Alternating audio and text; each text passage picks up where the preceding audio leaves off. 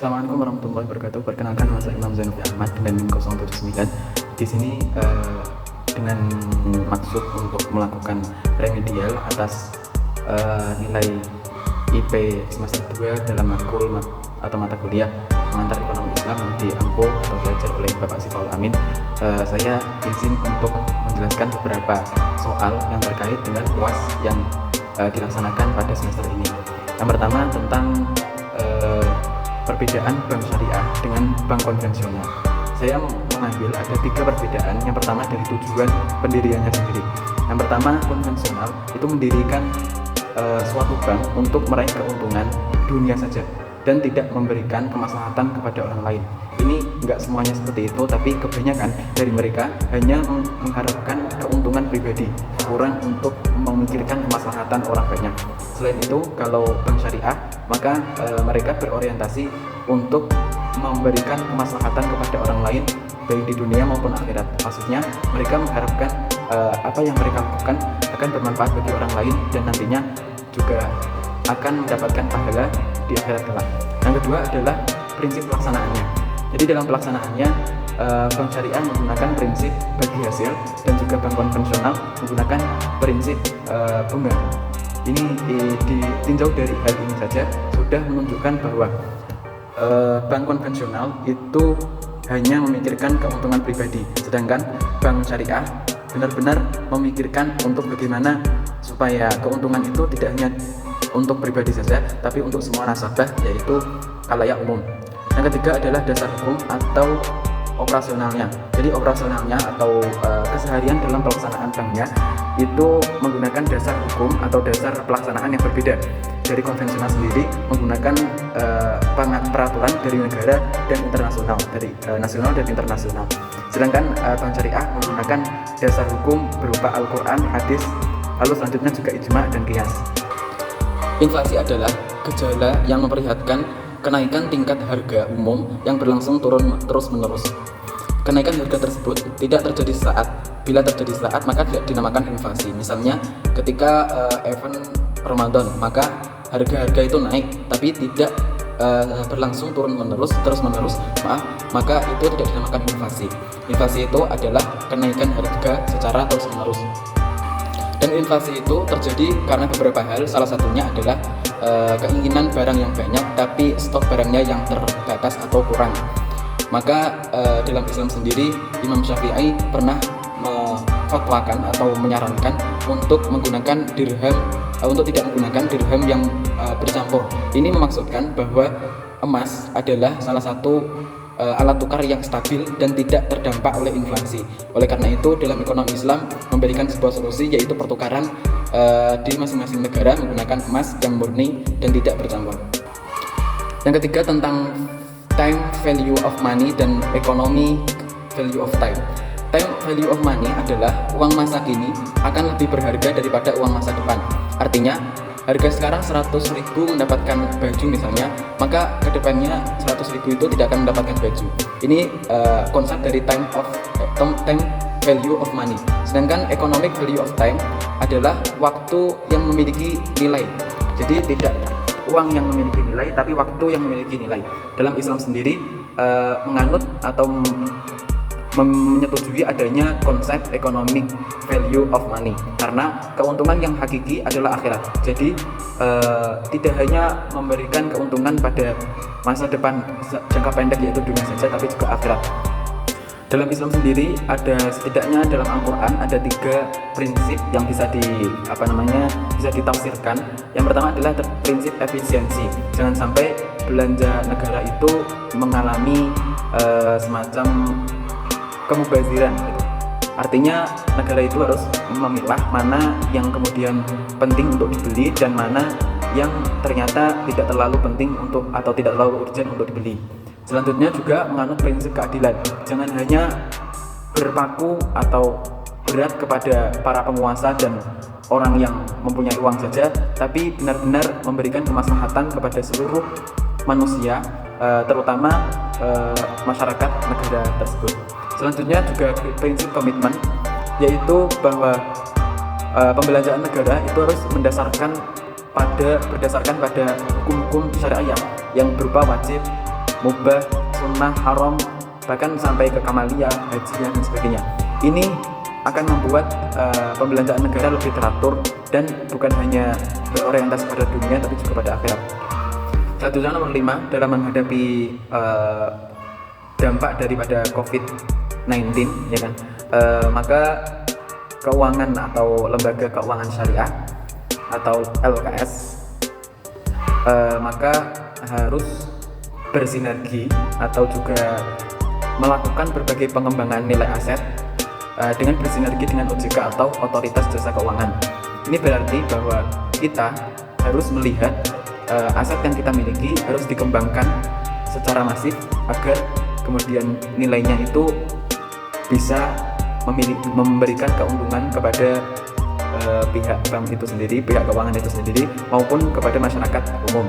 Selanjutnya juga harus bersinergi dengan Otoritas Jasa Keuangan milik negara agar keuangan syariah itu akan semakin berpengaruh pada negara ini, sehingga dapat memberikan banyak kemaslahatan di masa yang akan datang. Selanjutnya untuk slide kedua, yang pertama adalah tentang kaidah kaidah tersebut yaitu mala yatimul wajib illa bihi wa huwa wajibun. Maka artinya sendiri atau maksud daripada kaidah tersebut adalah perkara yang menjadi penyempurna dari perkara wajib maka dihukumi sebagai wajib. Ini bisa diterapkan dalam ekonomi Islam, bahwa setiap kaidah tersebut dalam pembelanjaan negara sendiri bisa diterapkan bahwa apapun yang mendukung adanya kemaslahatan dalam hal itu akan menjadi kewajiban, maka hal itu juga wajib dilakukan. Contohnya, misalnya ada suatu kebijakan yang kebijakan itu mensyaratkan suatu kebijakan yang lain, maka kebijakan yang menjadi syarat tersebut juga harus dilaksanakan dalam status kewajiban agar kewajiban yang pertama terlaksanakan dengan baik. Menurut teori Irving Fisher, yaitu jumlah peredaran uang berbanding lurus dengan perubahan harga. Ini menunjukkan bahwa uang itu akan memengaruhi bila peredarannya terganggu. Misalnya ada uangnya peredarannya terganggu, maka harganya juga akan naik. Selanjutnya, bila uang itu digelontorkan terlalu banyak, maka uang itu akan kehilangan nilai, maka pembelian dalam suatu barang akan terganggu, dalam arti akan membutuhkan banyak uang, juga terjadi inflasi yang sangat parah. Pendapatan negara itu sangat berpengaruh pada nilai tukar rupiah. Ini dikarenakan bila suatu negara itu dirasa mampu untuk mendapatkan keuntungan yang banyak dari berbagai lini seperti badan usaha milik negara dan lain-lain, maka investor pun akan berbondong-bondong masuk ke dalam suatu negara itu.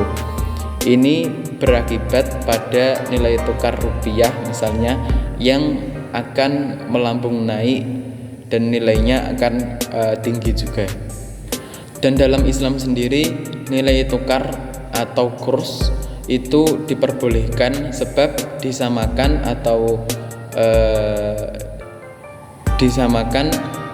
dikiaskan sebagai jual beli atau buyuk, yang dalam Islam baik sendiri atau buyuk sendiri dihukumi boleh atau mubah. Yang keempat, sejarah berdirinya atau sejarah perkembangan daripada bank syariah di Indonesia.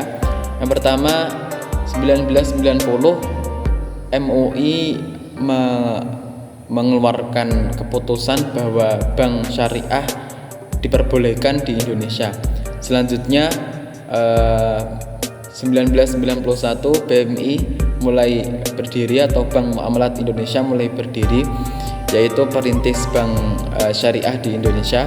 Selanjutnya 1998 DPR RI mengeluarkan UU nomor 10 tahun 1998 yang berbunyi bahwa ada dua sistem keuangan atau sistem perbankan di Indonesia, yaitu bank syariah dengan bank non syariah atau konvensional.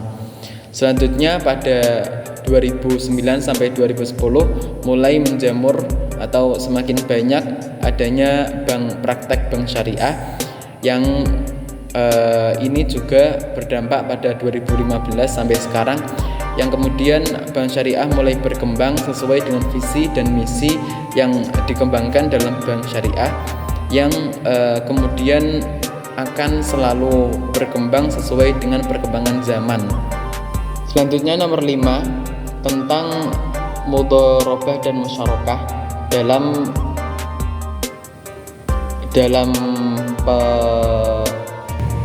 dalam upaya pemulihan dampak COVID-19. Yang pertama mudharabah itu ketika ada dua pihak, yang satu pihak pemodal, yang satu adalah pihak jasa. Jadi pemodal memberikan modal kepada pihak jasa untuk kemudian dikelola dan keuntungannya dibagi bersama. Hal ini akan membuat para orang kaya menjadi semakin makmur, juga tidak melupakan daripada orang yang kurang beruntung atau ekonominya lemah, agar ekonominya semakin tumbuh dengan adanya modal yang diberikan para pemodal atau orang kaya. Selanjutnya konsep musyarakah, yaitu ada dua pihak yang saling bersinergi dalam hal modal ataupun jasa, yang kemudian hasilnya juga dibagi bersama. Banyak orang yang sebenarnya sebelum COVID-19 itu mampu, tapi karena terdampak COVID-19 ini membuat perekonomian mereka semakin turun, sehingga dengan adanya konsep musyarakah ini mereka yang perekonomiannya sedang turun akan bersinergi bersama atau berkolaborasi agar kemudian ekonomi mereka juga akan bangkit kembali. Kedua konsep dalam Islam ini akan sangat membantu dalam pemulihan perekonomian di Indonesia sendiri pada khususnya. Sekian daripada video yang bisa saya buat, mungkin banyak kekurangan dan kekhilafan. Saya benar-benar mohon maaf dan terima kasih atas kesempatannya yang diberikan oleh Bapak Syifaul Amin. Semoga saya sendiri akan lebih baik ke depannya. Terima kasih. Assalamualaikum warahmatullahi wabarakatuh.